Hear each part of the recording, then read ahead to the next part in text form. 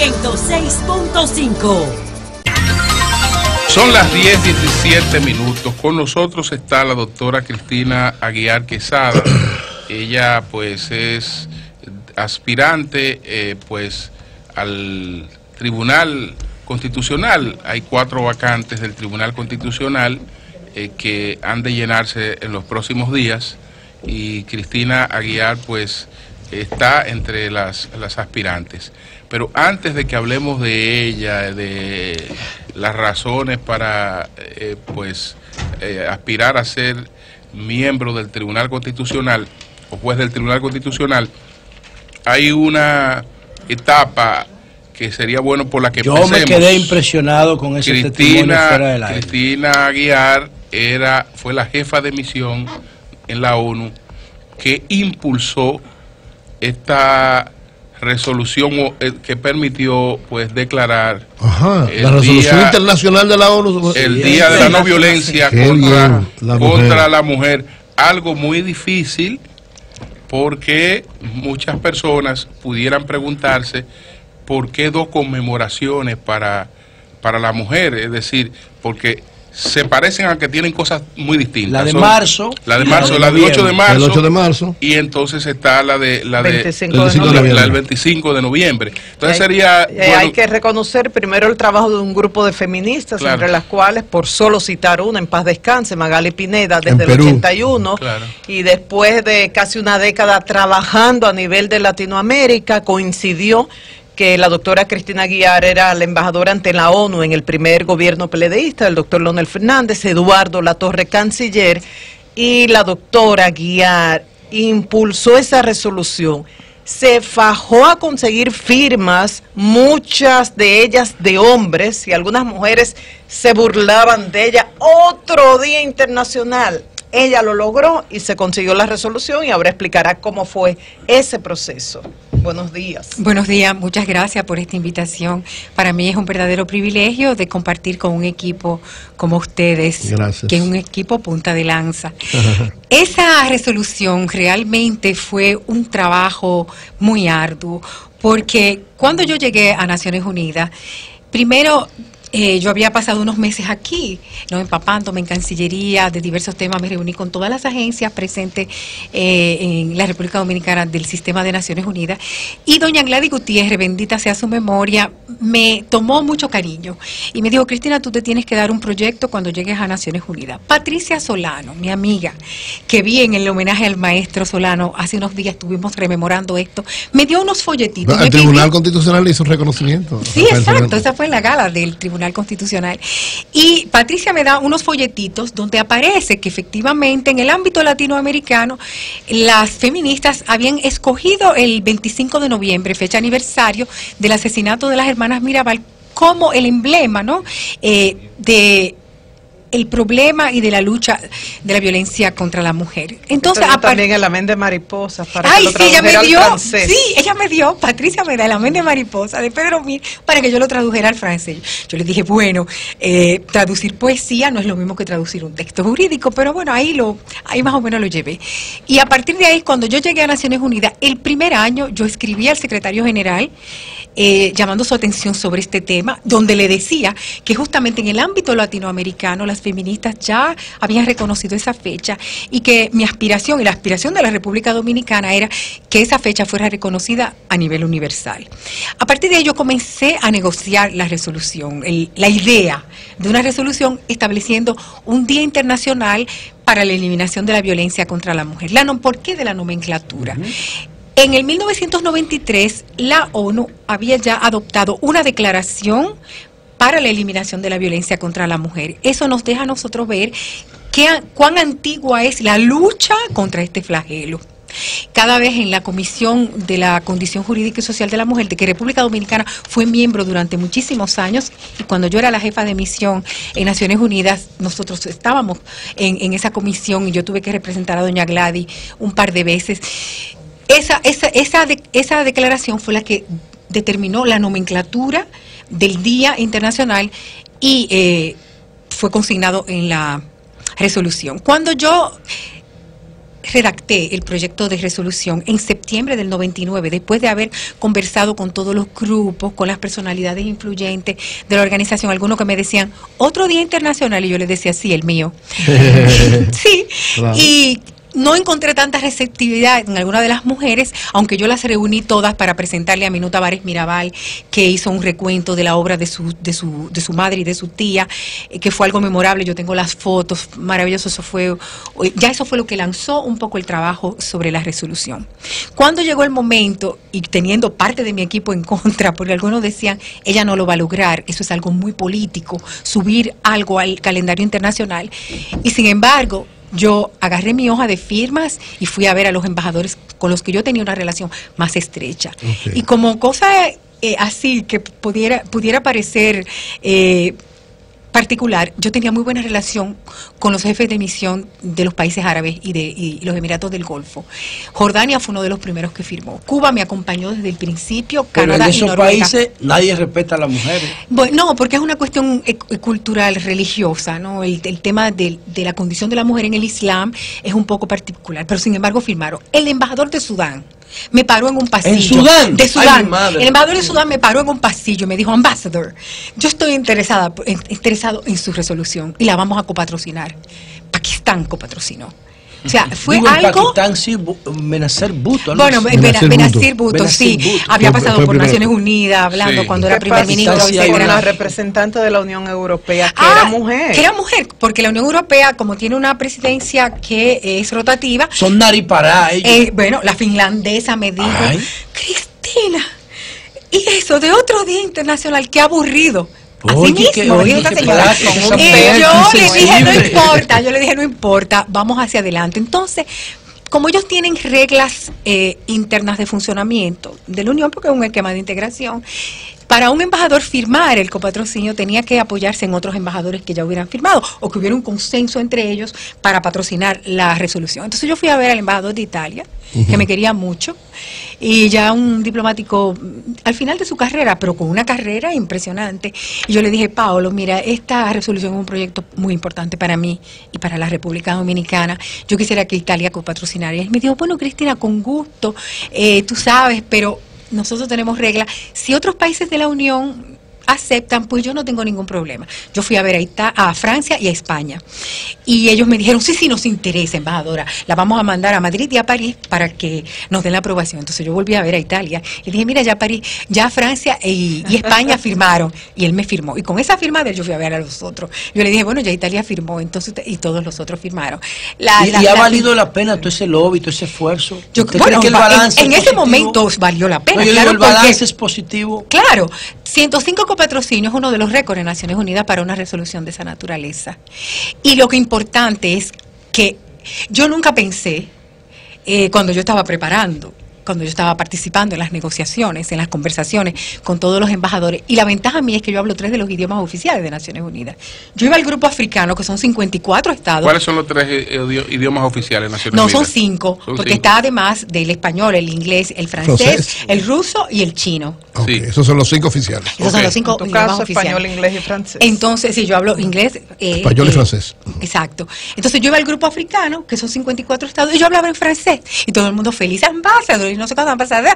O sea, por esa colonación bárbara que hizo Francia de África. Pero le dejaron, yo preguntaba si valía la pena, solo a nivel internacional. Tú citaste un caso, no sé si fue en España o en Francia, que cuando una mujer denunciaba violencia y quería divorciarse, ella tenía que irse de la casa. Bueno, yo fui abogado en ejercicio en Francia. Y yo hice muchos derechos de familia. Cuando yo iba con una clienta donde el juez, con un certificado médico que había sufrido violencias conyugales, ella era autorizada a salir del domicilio. Ella era la que se tenía que ir con los hijos. Sí. Después de la resolución. Y después de la resolución eso comenzó a cambiar.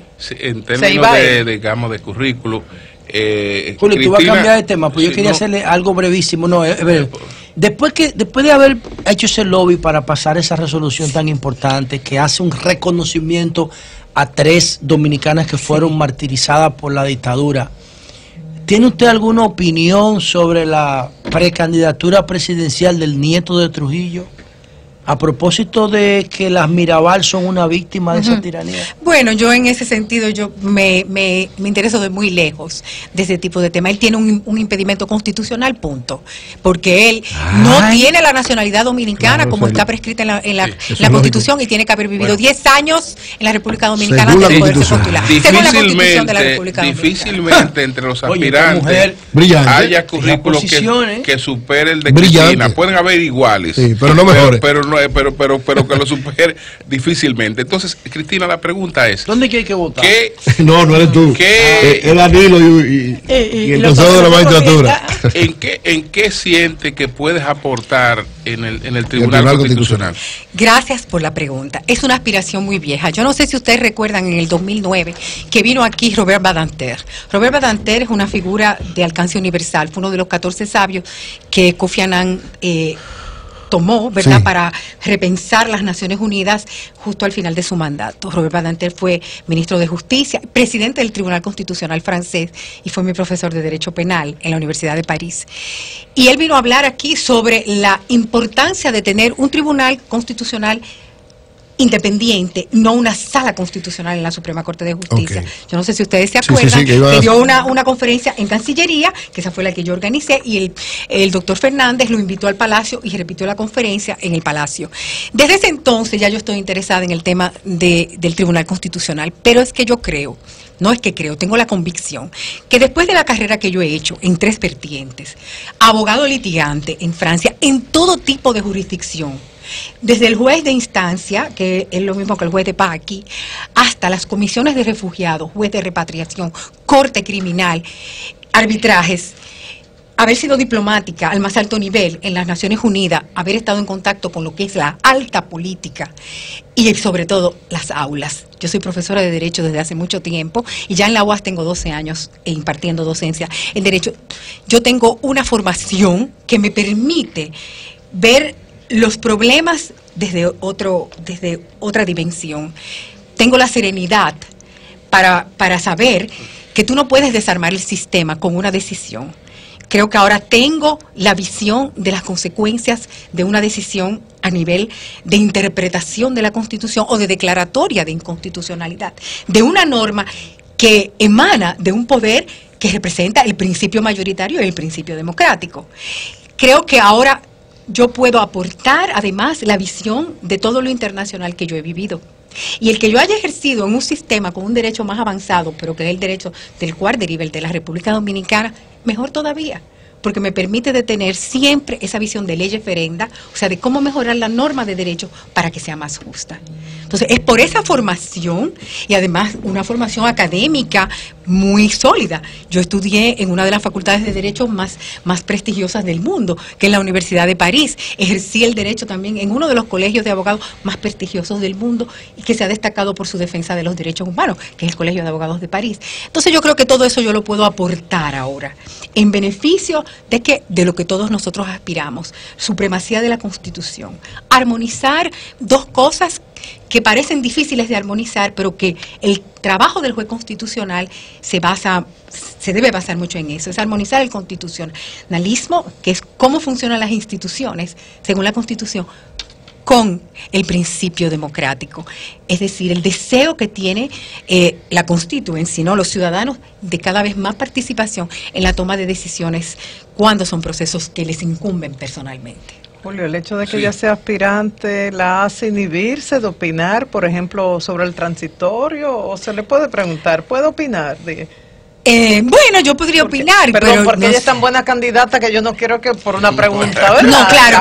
Bueno, hay preguntas que son prejudiciales, porque si son temas que están pendientes en el tribunal, obviamente si yo saliera electa, son cosas que yo voy a tener que conocer. Claro, mejor inhibición. Y un juez habla por sentencia. Sí, sí, pero en sentido general, Cristina, bueno, la preocupación no es nueva, tal vez desde principios del siglo pasado viene esto de la preocupación por el llamado gobierno de los jueces. Sí. Los jueces no van a una elección pública y sin embargo terminan sustituyendo decisiones de los congresos, decisiones de un presidente, o hasta pues limitando las funciones de un presidente. ¿Cómo manejar eso con equilibrio? Sí, justamente, pero es que ahora hay una tendencia, bueno, ya no es lo mismo los tribunales constitucionales como los concibió Hans Kelsen a principios del siglo XX, como lo vio Carl Schmitt, que decía que esa aristocracia en toga era insoportable, como han dicho algunos que es un poder contramayoritario. No, ya los tribunales constitucionales, en términos generales, están tratando de salvar como puedan ese principio mayoritario, ese principio democrático que está expresado en el hecho de que la ley es la expresión de la voluntad general, según el principio revolucionario, ¿verdad? Claro. Que nos viene de Francia, y que se trata de darle la lectura que sea acorde con la Constitución. Por eso es que se ha desarrollado una categoría de sentencias, que son las sentencias interpretativas y las sentencias adictivas.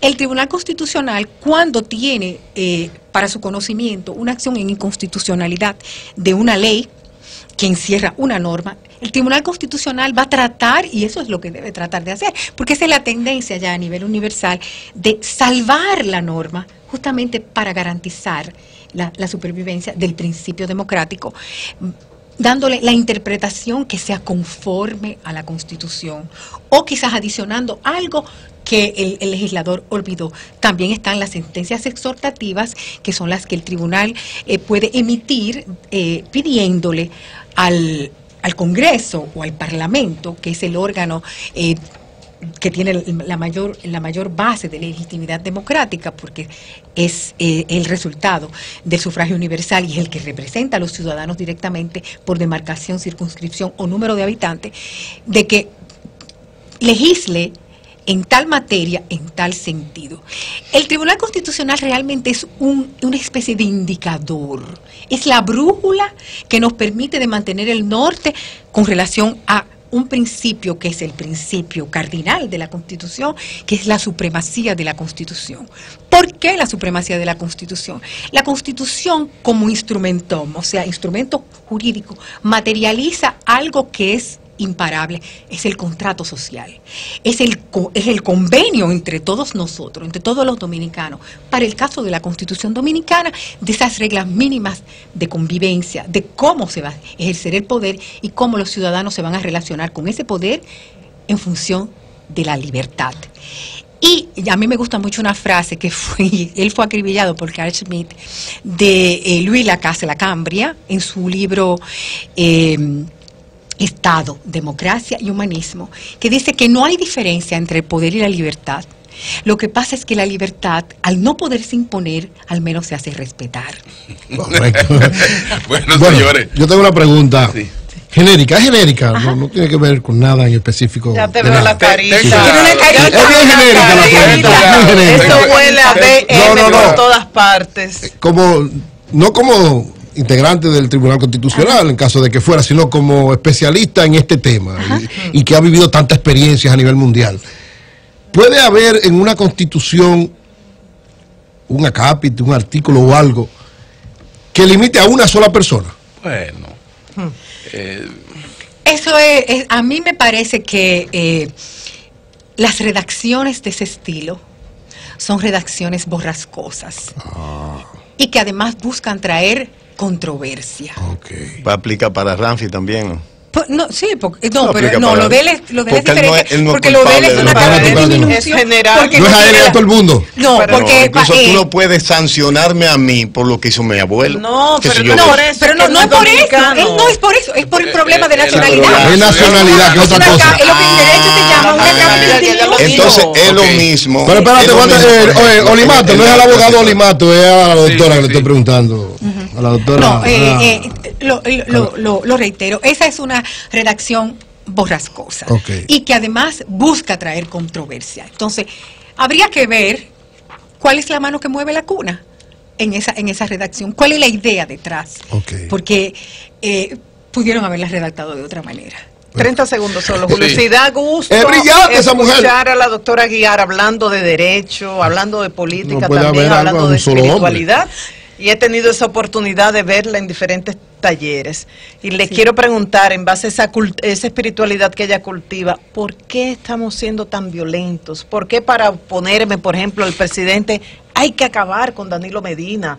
O para criticar un feminicidio hay que desearle odio al agresor. O sea, ¿qué nos está pasando como pueblo? Es un poco difícil, porque realmente eso lo que demuestra es que no hay luz en el corazón de la gente. Mientras más luz, entonces nosotros somos más, tenemos más la habilidad de ver al otro como una chispa de Dios. Todos somos una chispa de Dios. Y por eso nosotros no tenemos ningún derecho a vituperar a nadie, porque realmente pues, tenemos nosotros la calidad para vituperar a Dios.